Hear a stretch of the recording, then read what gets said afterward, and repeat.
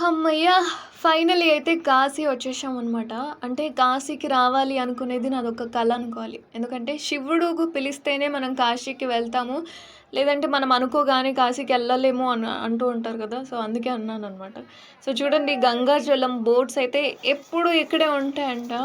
ఇక్కడ నుంచి అక్కడికి గంగ స్నానం చేయాలి అనుకునే వాళ్ళు ఎవరైతే ఉంటారో, సో, వాళ్ళ కోసం ఈ బోట్‌లన్నీ అరేంజ్ చేస్తున్నారనమాట. ఒక్కొక్క మనిషికి ఒక 100 అలా తీసుకుంటున్నారు. కామన్ టైమ్‌లో అయితే. సో, కుంభమేళా టైంలో అయితే ఇంకా ఎక్కువే తీసుకున్నారు. ఇటు నుంచి అక్కడ చివరి వరకు తీసుకెళ్ళి అక్కడ స్నానాలవి చేసుకునే వాళ్ళు ఎవరైతే ఉన్నారో స్నానాలు చేసి, సో, ఇటువైపు వచ్చిన తర్వాత పిండ ప్రదానం చేస్తారు కదా!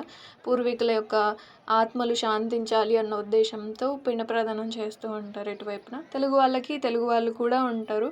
సో, వాళ్ళని మనం కాంటాక్ట్ అయితే సో, పూర్తి పూజ అనేది వాళ్ళు కంప్లీట్ చేసేస్తారనమాట. చూడటానికి ఎంత అందంగా ఉందో ఈవెన్ చాలామంది ఇక్కడికి వచ్చి చేయడము, ఇంకా చాలా ఘాట్స్ ఉన్నాయి. చూద్దాం. సబ్స్క్రైబ్ చేసుకున్నారా ఇంతకి?